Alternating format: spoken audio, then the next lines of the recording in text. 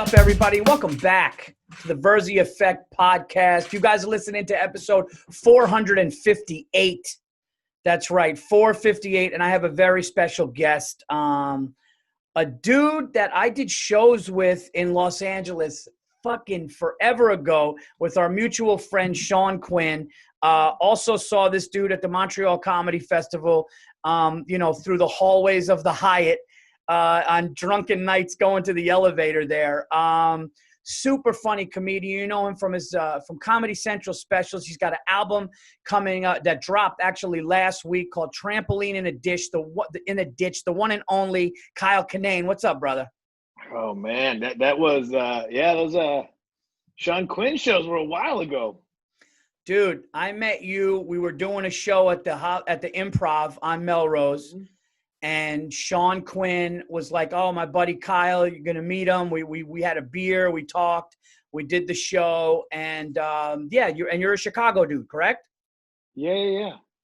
So he's like my buddy from Chicago, Kyle, and yeah, it's crazy. Because you guys are Philly pals, right? No. He's Philly, I'm New York. Oh, okay, just the overall East Coast pals then. Yeah, I met him at the Las Vegas Comedy Festival in 2004. Or 3. I was going to say, man, the aughts. We can refer to the aughts now. Yeah, dude. And he won the Boston Comedy Festival. We were like walking in the hallway. I was going to my showcase. He was going to his. We just started talking and, East Coast guys talking shit about sports. I met him and, man, here we are. As a matter of fact, I told him, I haven't talked to him. Not lost touch, but he's in California. He's doing some behind the camera shit, I think. And, so I said that you were doing the podcast and he said, "Oh, tell Kyle I said hello." Yeah, it's been a while, man. Kyle and I just had something really funny happen. And well, it's funny now. it's funny now, but I don't know. I'm sure a lot of comedians are doing this. We're trying to do the Zoom. And Kyle is sitting there looking at me. We see each other. He hears me. I don't hear him. Poor guy's shutting down his computer, restarting it, think it's on his end. And then my producer actually goes, "Wait a minute, check this one thing about like the built-in mic." And we realized that my external mic, whatever, we were about to cancel this fucking thing. And now, and then probably how funny would it have been if we just never did it? Like it happened again and we just ended up never having a podcast together. But it was always like, "Can you hear me now?" Well, that's why I'm like, man, I don't know if Virzi's a prankster. What if this is the whole podcast as he for 10 minutes tells people he can't hear him? And then that's it. It's just just in 6 months, you got this compilation of comedians frustrated at technology, which like I've had to use some supreme levels of like monk-like patience through all this because I punched through a laptop screen because I forgot like a Grubhub password. That's not even the computer's fault. That's not even like I took it out on because I was just angry and I was hungry and I punched the computer because like that you still don't know your password. And isn't it funny how crazy we get? Like my wife and I kind of get into it because if our internet is slow, Kyle, I'll be like, "This is my work. This is my fucking," and it'll be like one bar and I'm like, "Get him on the phone." And my wife's like, "I could do nothing." And then she just walked over with her phone and she showed me a Will Ferrell quote. And Will Ferrell quoted, he goes, "If you want to really know the person that you're living with, see how their patience is when Wi-Fi is down." And it is the cute when technology and shit like that, I totally get how you punch a screen, or it's like, because this is right now, especially this is our kind of livelihood. Yeah. Well, I've been watching, me and the missus, we watch a show called Alone. I don't know if you've ever seen that show. No, I heard about it though. Oh, I love it. And it's one of those shows that it's fun because I want to identify for people that don't know, they drop off 10 people. Right now they're in the Arctic and they're dropped off. They're alone competing against each other. They don't know where anybody else is. It's real? In the Arctic. Yeah. Oh, it's real. And they're dropped off with like a few pieces of like rudimentary pieces of survival gear and a camera and a suitcase of camera gear. And they tape themselves and that's it. Here you are. Survive. Build a shelter, start a fire, find food. And I watched that and I'm like, in my head, I'm like, I could probably do it. I'm watching like Army Rangers and people that were raised by wolves have trouble. But I'm like, you know what? I think I can handle this. I think this is what I could get away with. And we were camping this week and I couldn't even start a fire. And we got a fight because I couldn't start a fire. And I felt like less of a man because I couldn't start a campfire with shit. Like I'm burning Bud Light boxes and shit in there, just trying to get it going. I got every piece of trash we had on fire with logs on top of it, and the logs won't burn. I'm like, you fucking bitch. And so if the Wi-Fi goes out, yeah, of course, I'm worthless. Yeah, I can't even build a fire. That was the thing. I'm like, at least I could build a fire and survive.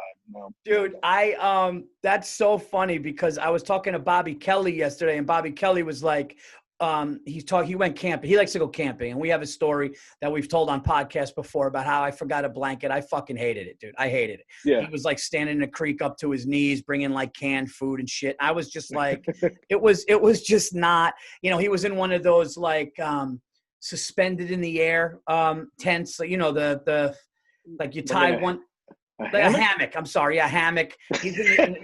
Oh, you went the long way for that. Yeah. I mean, he was suspended in the air like a fucking trapeze. No, dude, he's like snoring and sleeping like a baby in this hammock, and he's like swinging, and I'm on the floor, no blanket, and I'm just going. And now I get it because he told me he watches Alone, so now I get it that like guys that like to camp. I got to be honest. Listen, I'll do it, and I'll have a good time. Like if we go fishing, or if we. If the tent is good, but dude, when it's like, if you don't have that's the thing, dude, I didn't have the proper shit, Kyle. I didn't have the proper gear.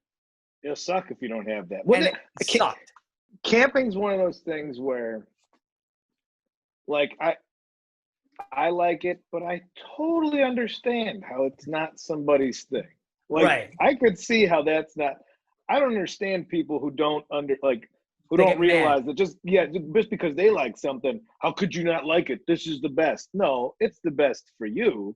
Other people could think of it. Camping, I could understand. Like just 2 days, I know I've brought back strange spiders. Like everything was spiders. Like at night, I got to a point where I'd see it in the tent coming down, and I'd just grab it with my hand and unzip the tent. I wouldn't squish it. I'd put it outside the tent.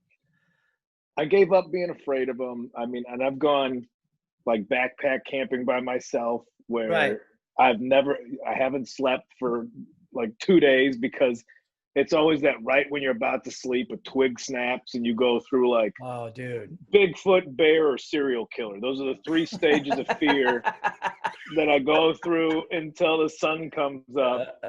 Because like bear's real, those are real. Bigfoot, I want to be real, but probably not. And then you're like, if you really wanted, I was watching your bit about bad thoughts and about how like you could kill somebody just because it's in your head. Oh yeah. And that's camping is always like, if you wanted to find out if you could murder somebody, just go hiking and find somebody that's camping by themselves. I'm so glad you brought this up. I'm so glad you brought this up because I got one for you.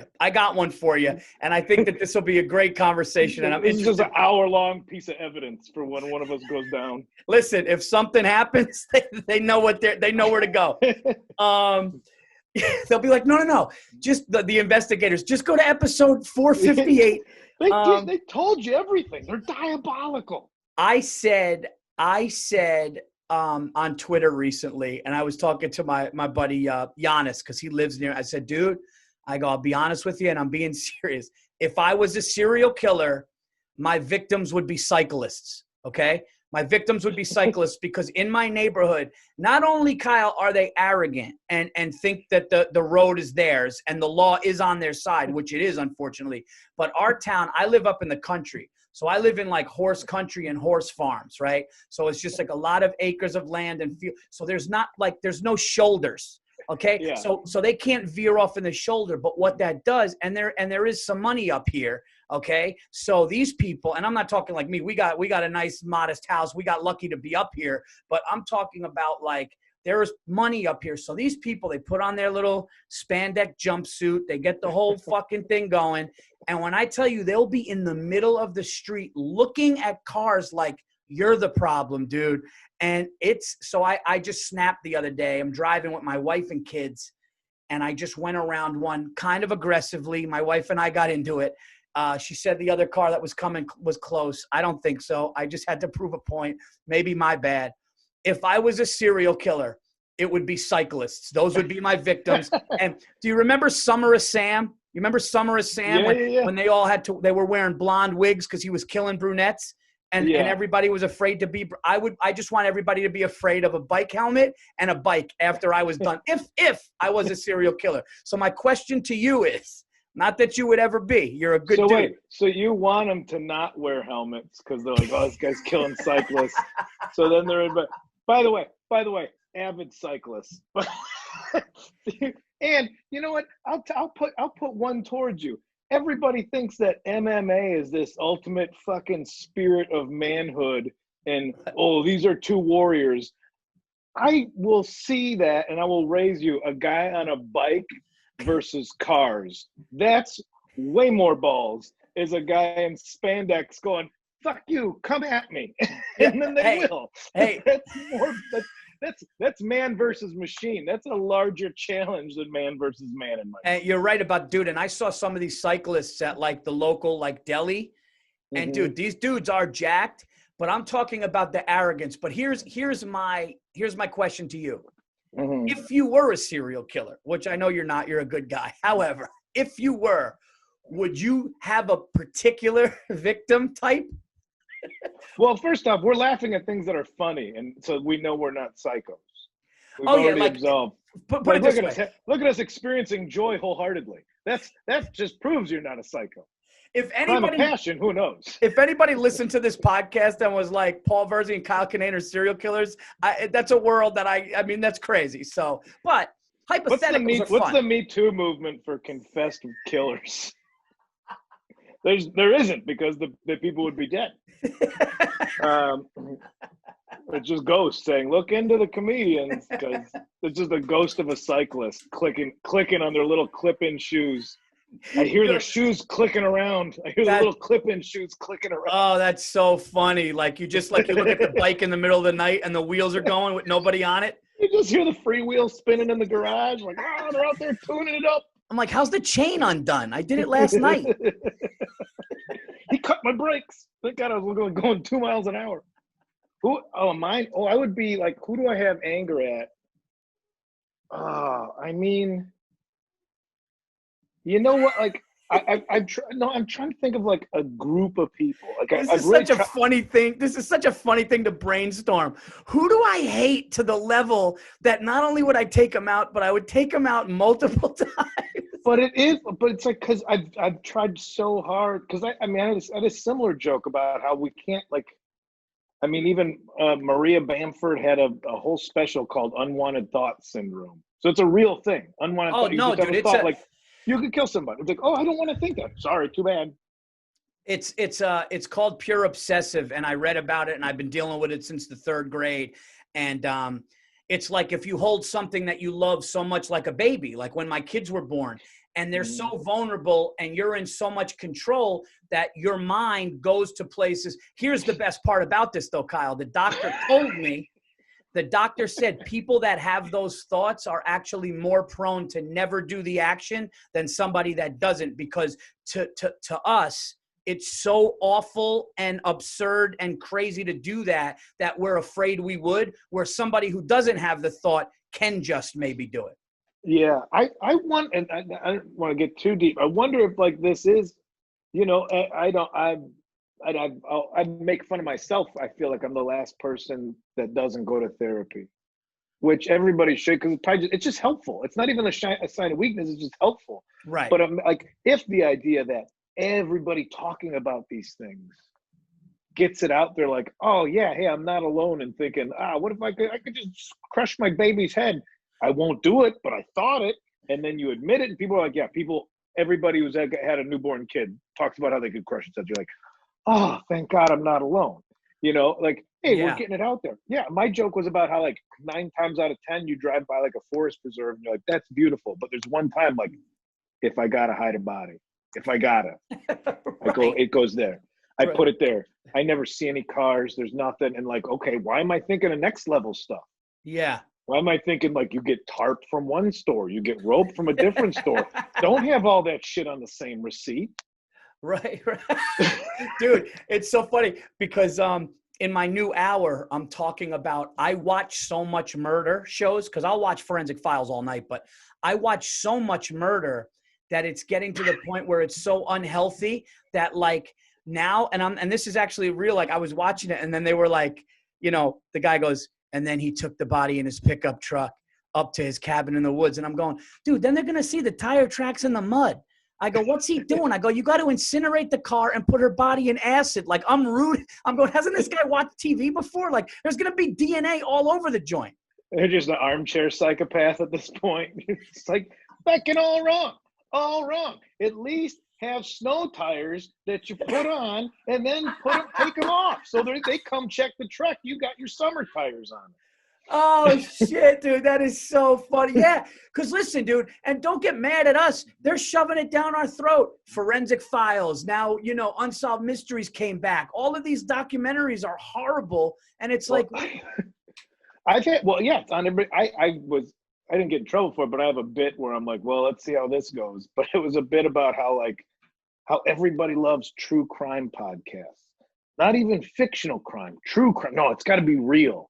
I got to know about it. And there's so many, like, there's like so many cheeky ones of like, no, we're giggling about murder. We're just tee-heeing about all this murder. And I'm like, I tried to get my slice of it. So I started my podcast called Oops, All Rapes. And I can't even get a sponsorship. That's going to be hard to get an ad, yeah.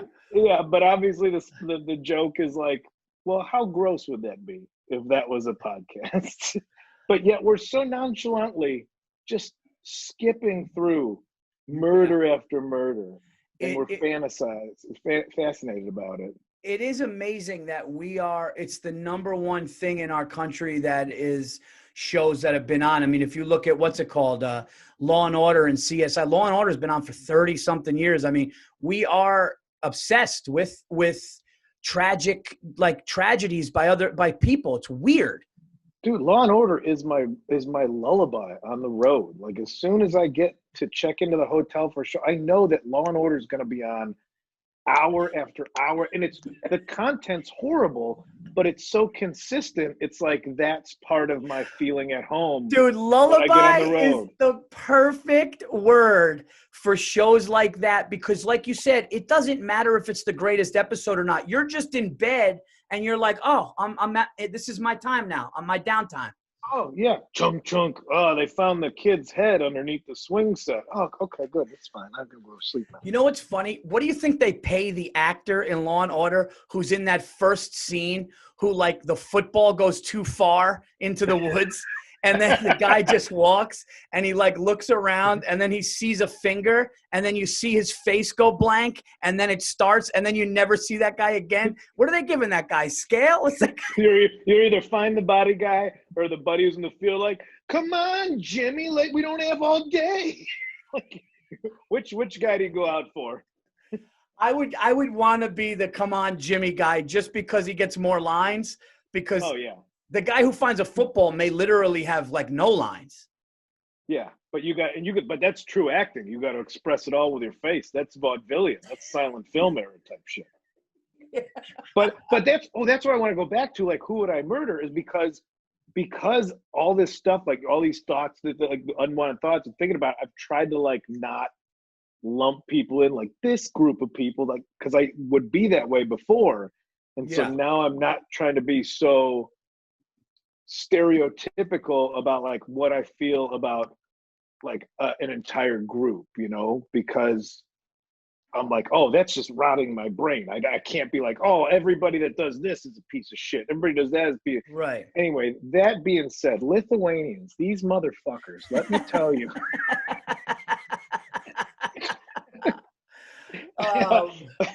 That's a step.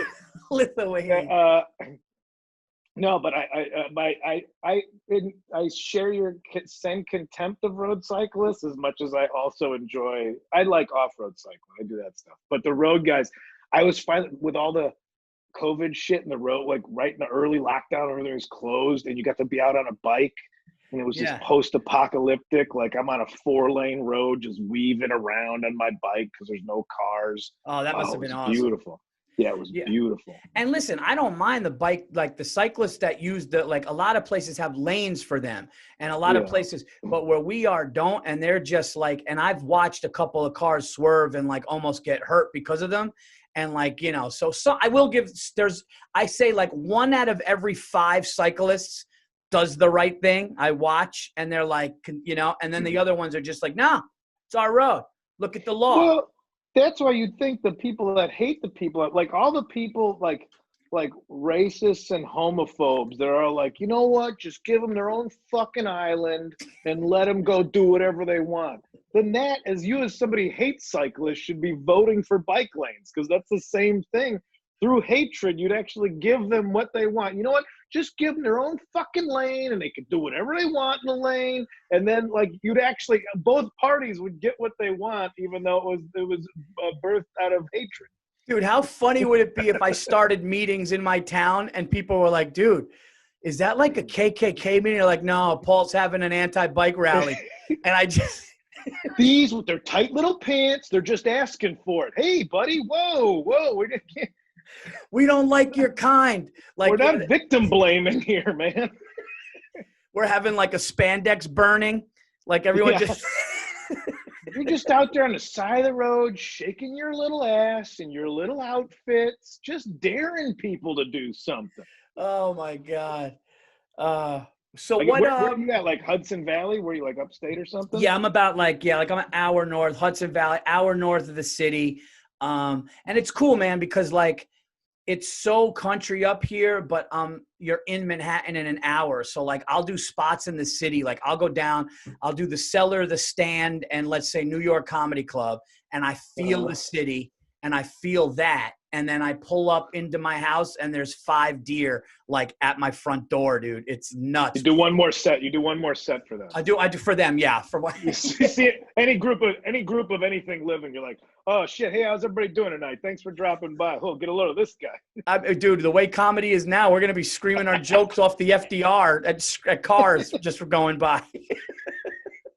How do you go down like in pre-Rona time? Were you going down like twice a week, 3 times a week? What was the? I was going down anywhere from 3 to 5 times a week. It would always kind of end up being 3 or 4 times a week. I would go down, and what I would pretty much do is rarely I would do one. Sometimes if the Stand or the Cellar hit me up and they're like, hey, dude, we got a 10 o'clock, I would go down sometimes, but I would like to do like 2 or 3 and then do that like 3 or 4 times a week and then go on the road on the weekend. I'm curious. I'm thinking like I'm up in Oregon right now. So we had a chance to get out of LA. So I'm like, and it's the suburbs, but like I'm from the suburbs, like the most suburbs, like just nightly battle of Chili's and Applebee's across an interstate type of suburb. Like, all right, well, if you guys would just stagger your happy hours and your app specials, you'd get just as much business. But you fuckers want to make it. You're making me want to choose. Yeah. So, but now I'm back in the burbs and I'm loving it. We got a fire pit in the backyard. I'm just drinking a lot of weird beers, weird hippie beers, and watching stars. I'm all right with it. Look how I'm dressed. I was gonna say, dude, you lost weight from the last time I saw you. Lost a lot of weight, dude. I don't know about a lot. It was probably a shit show back when I met you, though. I was a disaster for a long time. That's hilarious. We got the fire pit, man, and we just like I said, my buddy Giannis, he moved up here, so he's not far. And I got 2 little kids, man. So we're just, I'm enjoying this time that I know when this is over, knock on wood, it's eventually over. But I know that I'll never have a time where it's like, because, they'd be like, Dad, you working tonight? And I'd be like, yeah, I'm going down, but I'll hang till dinner and stuff. And I could see them get bummed out. But then when I'm like, Dad's not working, they go nuts. Now it's like kind of always like that, unless I did go to Arizona and then there was a spike, It was your fault. You brought it. I that's what I said on stage because we had Corona. My whole family had it. We had the virus. Did you? My whole family did. Yeah. We got it like late March, early April, lost sense of smell and taste, just felt like we knew something was off. Doctor was like, no need to get tested. You have it. And then 2 months later, we got the blood vial, the blood vial antibody test. My whole family had it. And then, so I told my manager and agent, I'm like, I'm ready to go. So Arizona was opened. I was like, William Morris called up hospitals there for me. I got to be honest, dude, they did it right. My agent called up hospitals. They were like, what's going on? Like, no, you know, and I think it was when it started to go.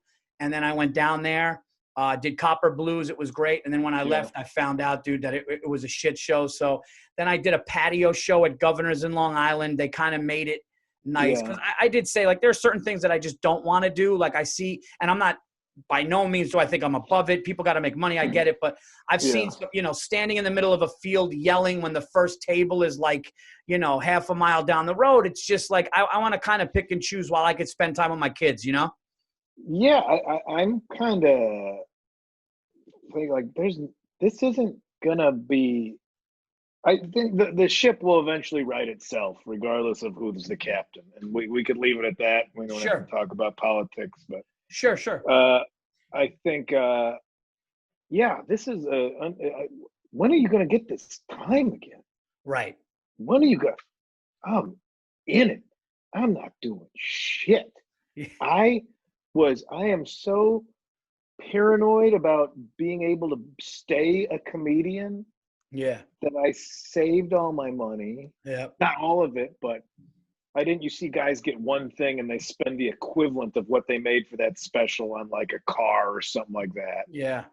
And like, it's just going to keep coming, man. I'm on a streak. Like, oh, you fucking idiot. I'm so glad nothing happened career-wise in my 20s or even like the first half of my 30s when I was a total fucking moron. I'm so glad nobody gave me money. I'm so glad I would have blown it. And now it's like, no, I don't know how long this will last. I love being a comedian. I'm going to do it anyway. But as far as how much I get from it, that can change over time. So I'm just, oh man, I'm just kicking back. I'm sleeping, just sleep.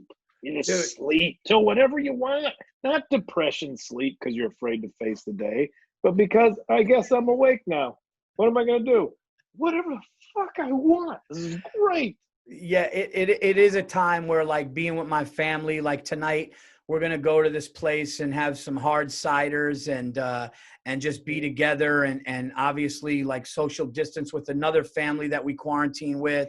And it's like, so we basically, like, we're together, dude, and we're doing things that I know my kids will remember. Like, the memory of them will be during this crazy time. They know it's crazy and being home from school, but they also remember, like, me, my mom, and my dad, we played cards at night at the table until 10:30 and didn't have to worry about what we're doing the next day and stuff. So that I cherish. But then I'm not going to lie, like the thing that you were saying, like, I had a lot going on and I still do, but it was like things were cooking.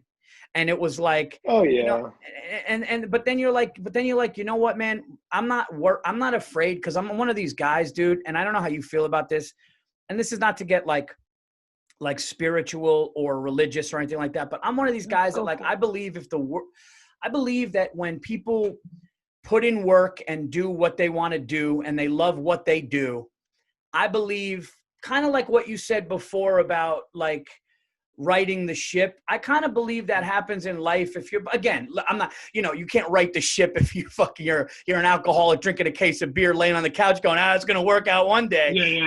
I'm not saying that, but I'm saying, like, you know, you go out there and like you have a plan with your manager or your agent and you're putting in the work and you're writing and you're evolving. I'm just, you know, I believe that, like, the people that work hard, man, things happen.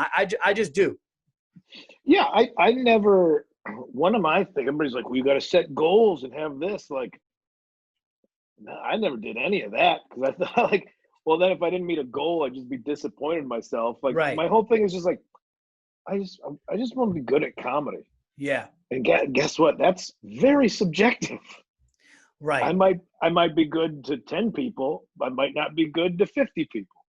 You know, but those 10 people like it. Now I just got to get another 10 people to like it. And eventually 50 people will like it. Right. I don't want it all at once. You lose it at the same rate you get it, I think. Yeah. In the sense of, like, you work hard and you slow and you build and you build.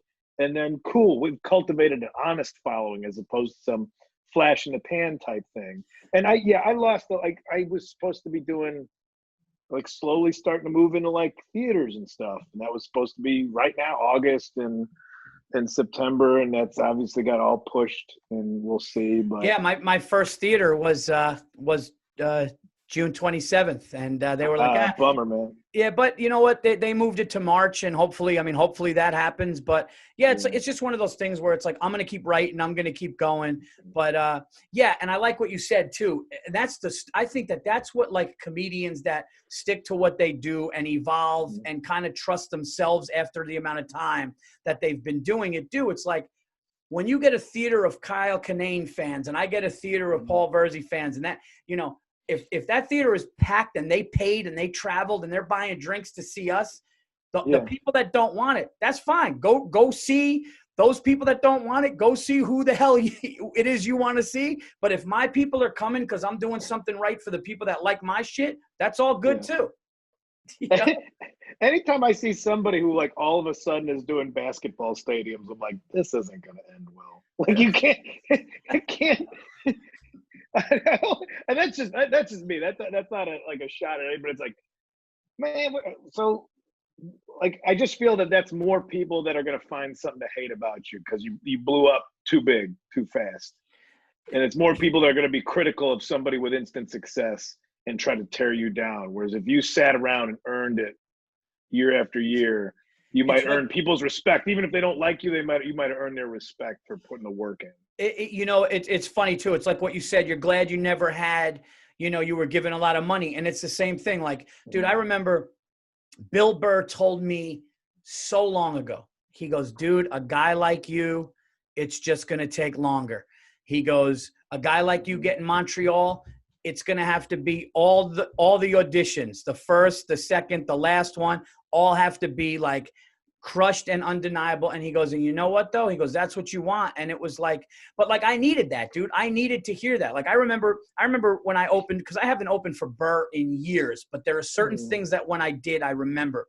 We were eating chicken wings, dude. We were eating wings after a Jacksonville Jaguars, cause we would go to sporting events. So we saw Jacksonville Jaguars play the Cincinnati Bengals. I believe it was pouring rain, and we go eat afterwards, and I'm talking shit. I'm having a good time. I'm going, dude, I'm telling you, man. And this is literally, I mean, you're talking 10 years ago, maybe 9-10 years. And I'm going, I want to be great, man. I want to be great at this. I want to do this.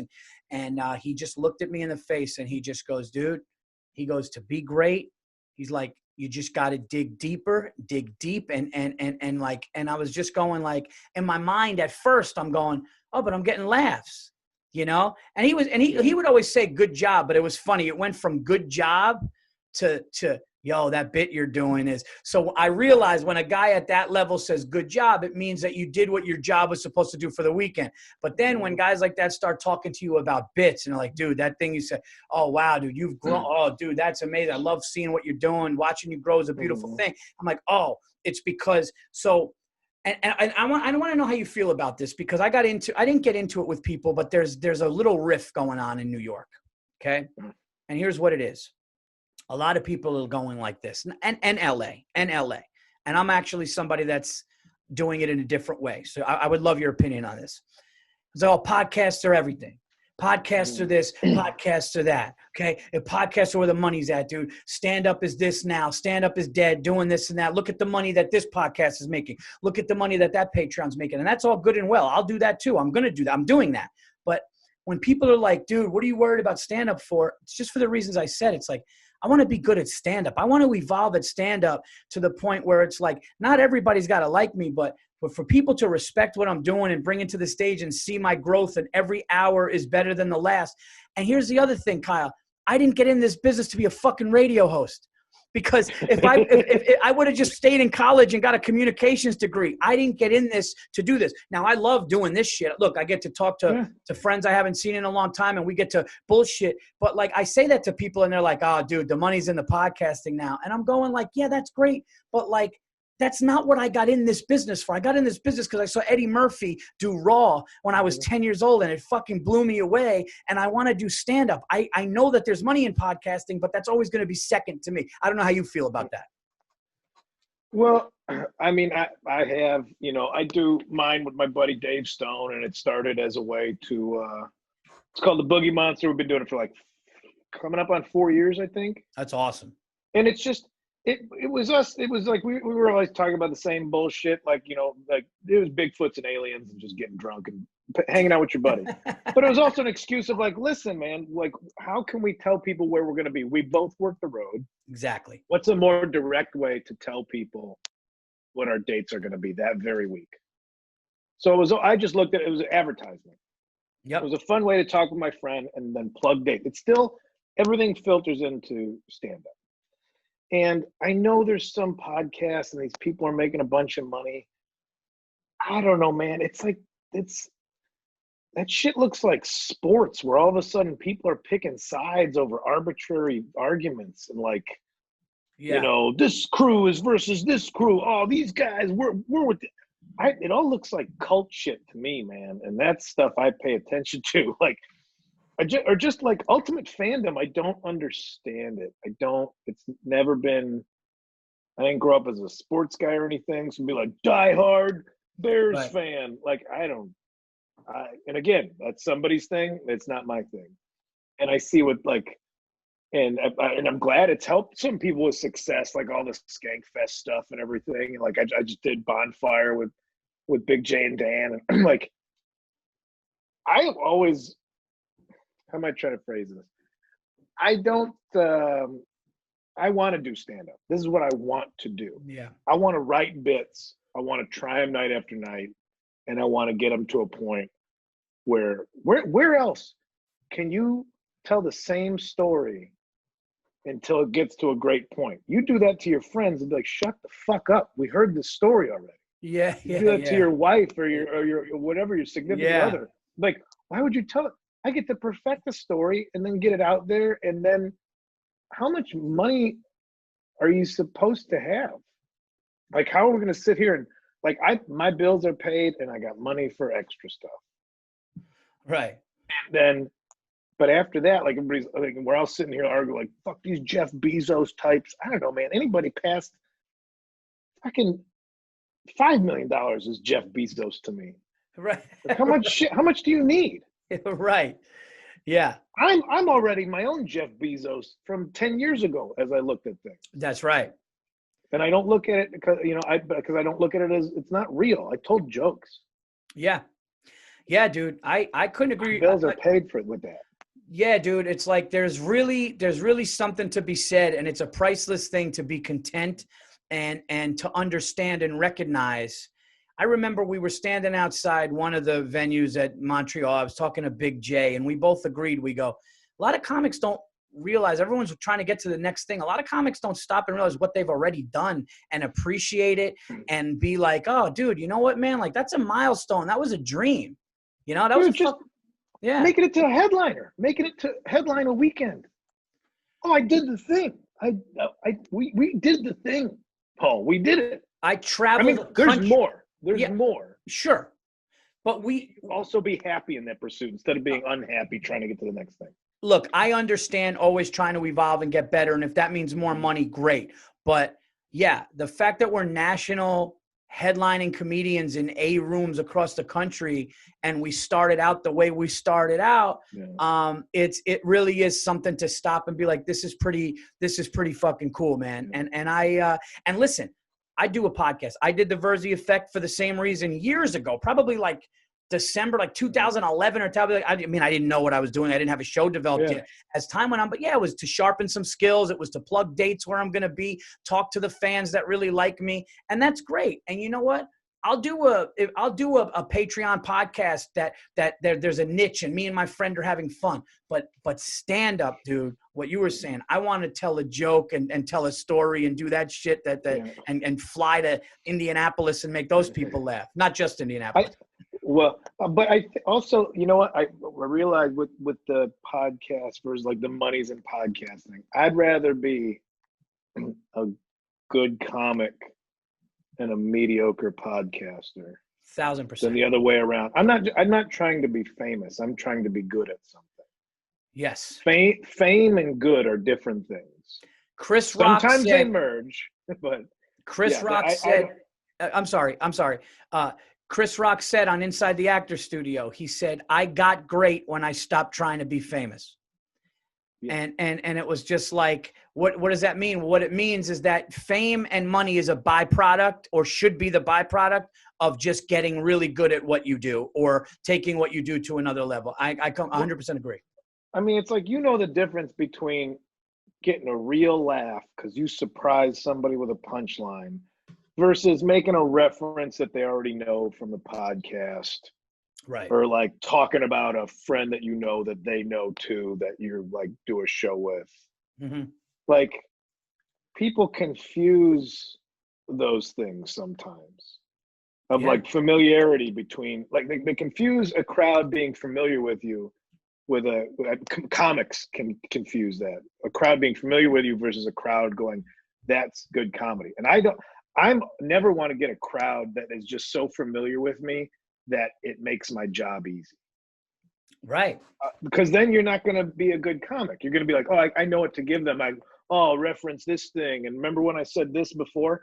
I'm not going to do that shit. That's like, like actors that, I hate that stand-up comedy is treated like this net to catch falling celebrities when they're not famous anymore. I don't want some, whoever ex-SNL star going, oh, you want to hear The Voice or some shit that I used to do, or what? Like, that's not stand-up. I'd rather have a crowd be like, ooh, I did not expect to hear that from him. That's a good joke, but that's not the person I'd rather surprise them with good jokes as opposed to references or familiarity. That's not making me better. And in order for me to keep doing this, I have to keep getting better. An easy audience won't make me better. I couldn't agree with you more or say it better, because that's exactly right. It's like, anytime they know what they're getting, a catchphrase or something like that. Mm-hmm. Yeah. It's like, it's kind of like going to see a band and you're like, and I mean, I know music, they have no choice. They can't just bust out originals all the time because people get pissed. But, it's when it's the same thing. Like, I'd like to see a comic, somebody said something to me once where they go, who was it? Might've been, they go, it was Burr or and somebody said, what's Virzi like on stage? And he goes, I told him I can't answer. Like, he goes, I can't answer. You got to, he goes, I said, you're the type of guy that you got to see him like 15 times because of his mood, because of the jokes. And somebody said, is that a good thing or a bad thing? And he goes, it's a great thing, because, and I'm not mentioning any names here, and listen, however people make money, but there are comics that, maybe have a formula, or so you watch it and you go, okay, this is what they're doing. Where I'll experience something and I'm, sometimes I'm a storyteller, sometimes I'm not, but sometimes my mood could dictate it. And I like that. I like just going out there and kind of saying what's on my mind, or writing things that I've recently experienced and try to make that funny. Now, I'm not knocking the formula guys, but that's just nothing that, for me, I don't look at stand-up comedy as a math problem. Oh, well, if we do this here and then we come around here, I never wanted to do that. It's never finished. It's never done. It's like a jigsaw puzzle, but they just keep throwing more pieces at you. There's no borders. You never find the edge of the jigsaw puzzle. There's just more pieces keep going out and out. Yes. I think that's where I think I was lucky. Like, I'll go out, I almost feel arrogant saying this, but I feel like I've seen some of the influence that I've had on some, let's say, tattooed, bearded, light beer drinking ex-punk rockers that have ventured into stand-up. Let's just say that I have noticed that, just a lot of that, oh man, fell asleep in pizza, woke myself up with my own farts again. I take responsibility for that. All right. And there's a reason, and I caught some shit because I've tried to have more diverse openers on the road sometimes. Because somebody was like bitching, I don't know, wherever I was, like, oh, he's got to have, whoever, instead of like, I'm a better comic than that person. Like, yeah, but I don't want that. I want something different. Not only because to give an audience something different, but also I don't want to, like, it's made me change my act. I'm like, oh, is that, because that's not who I am anymore. I've been doing this for 20 years. I like to watch a performer change. If you don't change, you just become a more subtle version of Larry the Cable Guy, which is to say that you're a caricature. Like, nobody's going to believe, somebody who's in an amphitheater telling jokes about, boy, I remember when I worked down on the farm or some shit. Like, no, you're fucking a millionaire now. Yeah. Nobody believes that. It's okay to change and grow as a human being. Sure. And then because I think some people are afraid to do that in stand up because they've built that audience that wants familiarity. Let me try and say familiarity a few more times. They don't want to lose their audience because the audience is there because they want familiarity and safety. Right. So therefore the performer's afraid to change because they made their money on that. Yeah. Not on the people wanting to see somebody do something different every time. Yeah. No, you can't. Because what you see the people like, Gaffigan's going to talk about food, and he's going to be in a stadium talking about food, and the stadium's going to be full. Nobody wants to hear Gaffigan do some political deep cuts. Right. Yeah. And some guys are just what they are. And it's like, but I do agree with you. I think what happens is you could kind of get pigeonholed. You get pigeonholed into doing something, and you kind of, I know guys that were afraid to bomb. So they would kill and kill and kill, and you would see them. And, there are comics that you're like, dude, man, this guy's funny. And this guy has some, or woman, they're funny and they have something to bring to the table. But that standing in the pocket and taking letting one of those jokes, like eat a dick. It's a hard thing, dude. I remember after my special came out, a lot of comics would come into the room in New York and see what I was doing. And I had nothing because my special came out and I didn't want to do it. Yeah. And I feel like, man, am I disappointing them? Even though I shouldn't think like that. But, and I'm like, look, I got to rebuild this house. Cause it's like you build a house, you knock it down. And then now you got to get the foundation again. But I'd rather stand in that pocket and take those L's, instead of just going. Nothing is worse than watching a comic that is brilliant. Just be afraid to take a chance. Well, especially, if somebody paid, like if I'm headlining a night and people paid to be there, I don't want to bomb on that. Of course, yes. But some nights where like I do everything wrong. I know you're not supposed to blame the audience, but I sit there in the back like, these fucking losers, these fucking idiots wouldn't know what good comedy is if it came and kicked them in the teeth. And then I put myself in that mood and I go up already hating the audience. I watch, I have comics. I'm like, well, if they like them, then this crowd sucks because they're bad. And then I'll watch that person kill and I'm like, well, I got no chance now, do I? So I already bury this is 20 years in, I still make these mistakes. And I will bomb spectacularly. The air tastes different after that, man. Like a good bomb, what am I doing to myself? There's two different types of bombs. Okay. There's a regular bomb, right? Where you're just like, man, I was just not like, it just wasn't good. But then there's like the apocalyptic, then there's like the bomb that like during the bomb, you're going, oh my God, this is, and then that's when you we're 20 years in or whatever. So I'm probably a pro for like 16, 17 years, but that's when your mind has to go, all right, dude, you just gotta you gotta fucking figure this out. But some of them are like cleansing. You ever notice that? Oh, that's what I'm saying. I'm like, oh, I'm like, you get to that point, like, all right, I guess maybe I gotta, I'll throw out an old bit that I know works. And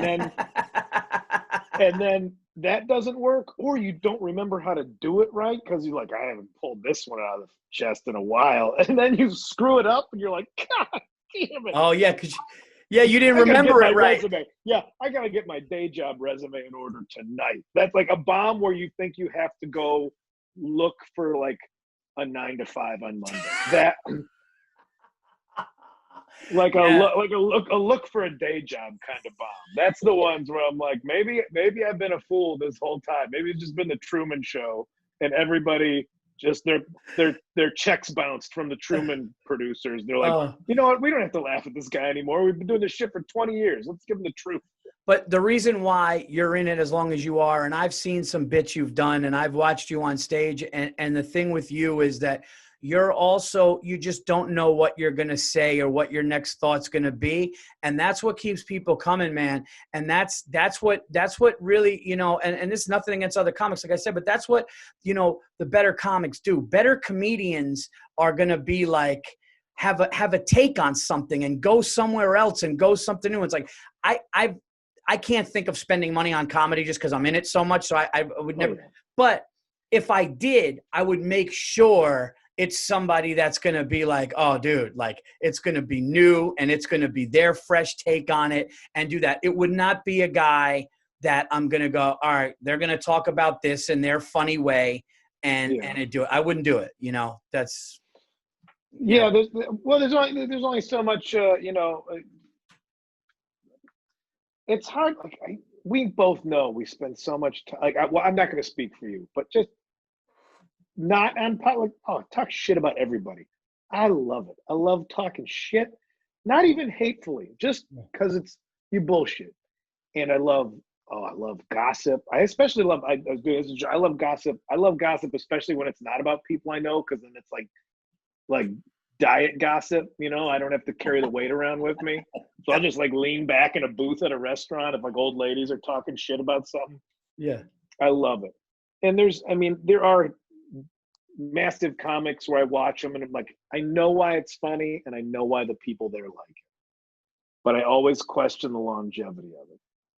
And I do compare it to bands where it's like, there's going to be massive stadium bands, but people that like music, not just like, oh, I turn on the radio and I like that there's something other than silence. No, people that like music are going to be like, that's not good music. What's popular isn't always what's good, and what's good isn't always what's popular. But also, I would get mad about that stuff. I had a roommate he was like a big film buff, and he would get mad because all the top movies were always like Transformers or some shit, and he'd be fucking furious. And he was like, you would use that as proof. Like, people are stupid because Transformers is #1 at the box office. It proves that people are idiots. And he would go sit in his room and watch some Stanley Kubrick shit alone every night with a bag of Carl's Jr. And I'm like, do you not think that there's chefs out there that think the same thing, that don't think like there's so much food out there that's affordable and it's tasty and you can change your opinion, but you're going to eat Carl's Jr. You're stupid for eating Carl's Jr. every night. You're literally killing yourself, not just looking for a 2-hour escape. And it's like, why? That's a great point, man. Why would I get? And it goes into the act too. It's like, why am I getting angry about something? Yeah. Like, instead of like me being angry instantly means I'm right about a thing. I'm not. I don't know anything about this world. It's more like the start of this podcast, getting mad about the computer's not working. Whereas before, I've punched 2 laptops, I've thrown phones. Yeah. And all that's done is cost me a few $1,000s in new electronics. Because I thought I was right in the moment. Yeah. And I was. It's like, I know it's not the instantly funny thing to watch a comedian try and get introspective and figure out why they're angry, as opposed to going, and another thing, these fucking kids with their fucking skateboards or some shit, or just yelling about there's like, it's a one-way ticket to old man world when you're like, I don't understand this, I don't understand this. Well, why don't you take the time to understand it instead of just being a shitty old man who's angry at everything? And I fall into that a lot.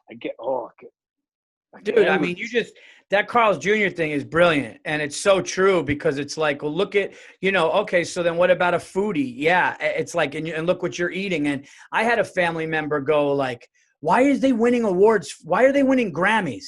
That's not music. That's not music. That's just shit that the public like. And I'm going like, all right, man. But I think, what I really think that comes down to too, Kyle? I think that's people projecting their own. It's people kind of project. I think it's 2 things. I think, yes, maybe that music isn't great. Maybe that guy making all that money doing that gimmick Maybe it's not the smartest or the greatest, but I can't knock if people like it. And I think, oh, what is that person doing? I think there's a lot of projection and bitterness of where somebody is personally. I've seen that with people that I've known where I'm going like, why are you so mad at that guy when that guy just made $5 million and like, you know, he had a dream too. Like where is that? Like, okay, maybe you don't love the song. I never understood that. And then I did. Then I go, oh, I understand. Yeah.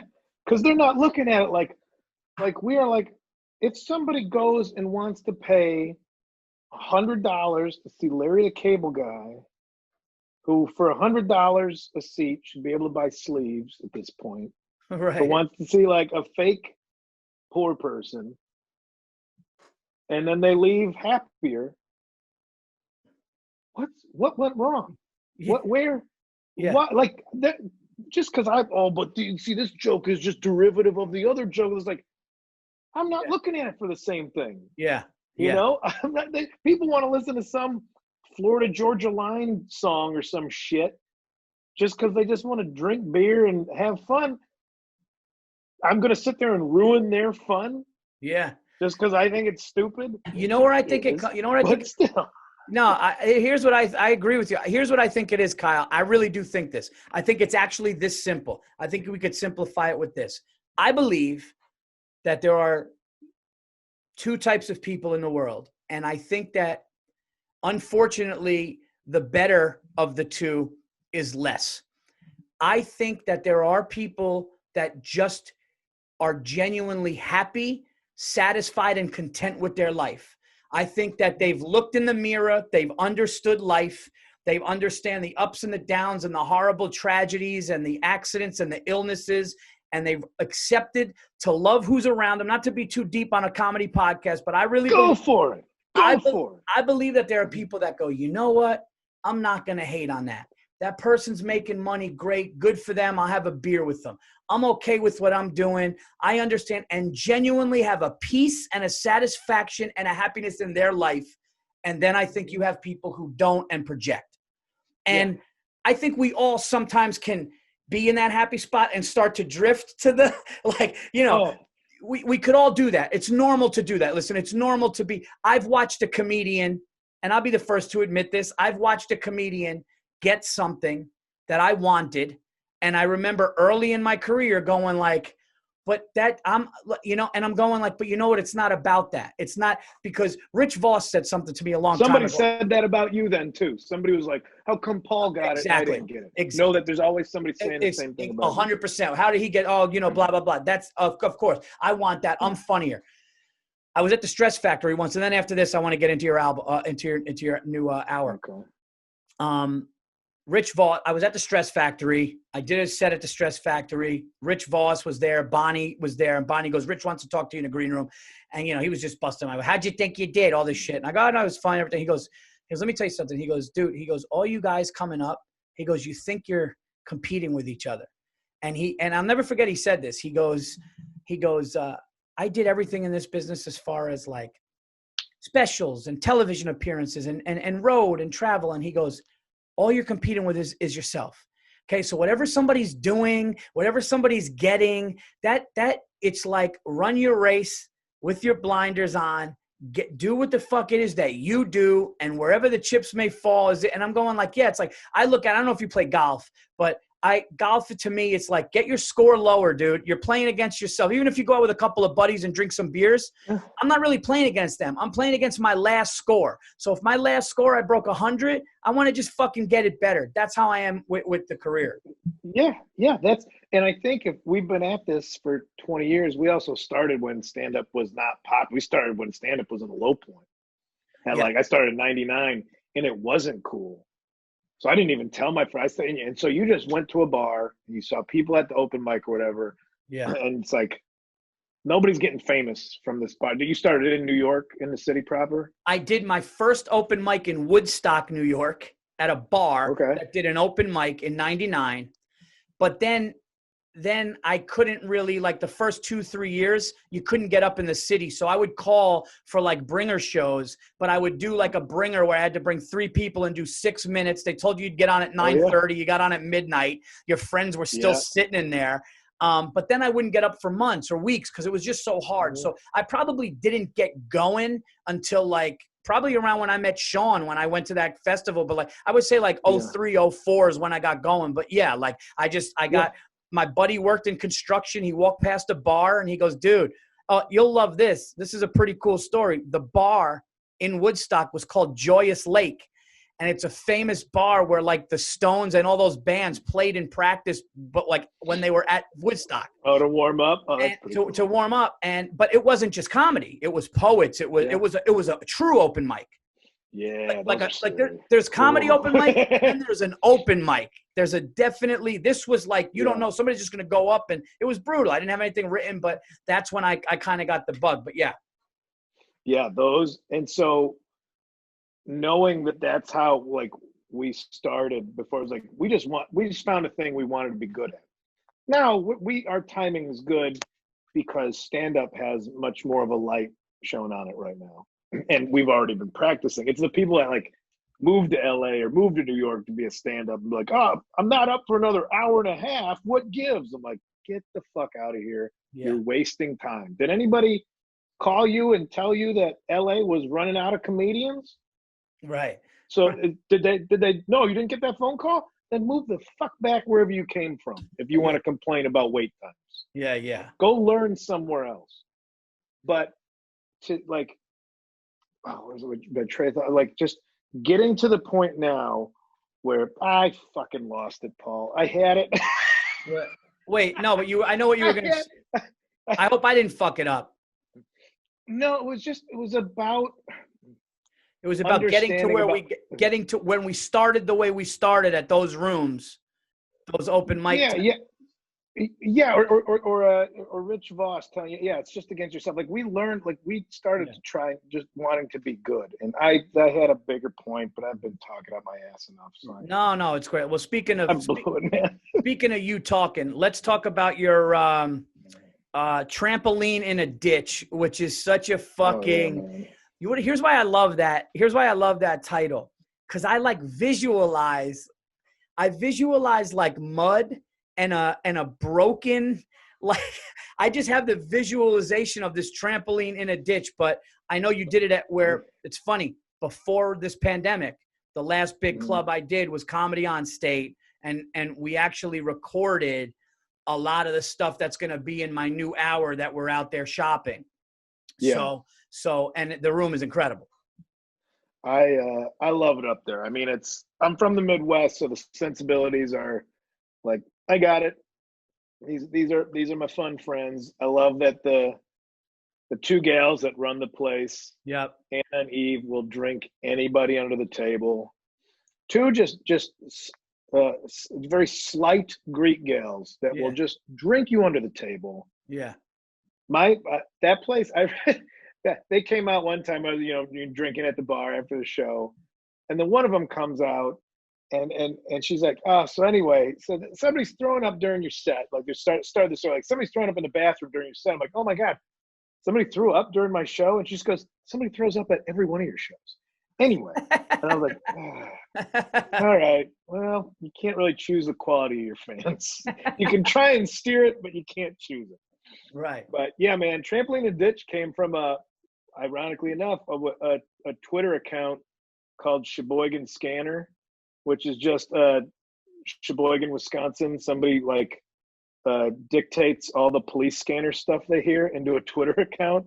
And one of them was just a street address, and it just said trampoline in a ditch. And I was like, I just wrote it down. I'm like, I don't know if it's a joke or what it's going to be, but it's just the most perfect phrase for like, literally it's hilarious, figuratively and metaphorically. It's like, oh man, trampolines are supposed to get you higher, but if it's in a ditch, it just gets you just as high as everybody else. Even like, I'll use it for something. It was like 3 or 4 years ago. Yeah. There's no joke about it. I'm like, that'll be the name of the album. No, it's such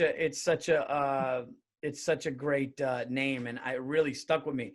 The visualization of it. So you that came out, that dropped July 24th. That's available for people to get right now. Find it on these machines that we've been having so much trouble with Paul. It's somewhere in this box. Yeah. You know where everything else lives? Inside these little boxes we rely on? It's in there somewhere. Well, I could tell you guys right now, Kyle has been working at this just as hard as anybody, and super, super funny, has his own voice, and always growing like we've been talking about. So please check out Trampoline in a Ditch. Dude, we have to do this again because it was a really great conversation, hopefully under different circumstances. Hopefully we could have a beer in a normal place and talk and shoot the shit. But thank you so much for being here. And also, where can they get all your other stuff? KyleKinane.com probably has. I'm not in charge of that website. I don't know. See, that's a true artist. You start. You're like, yeah, dude. Just check. Just Google Kyle Kinane and do what you can. If you figured out how to watch this, you know more about the computers than I do. So give it a shot. Thanks so much, guys. This has been TVE episode 458, which is available on Spotify, iTunes, everywhere you could get your podcasts. And this will be up next week. Thanks so much for being here, bud.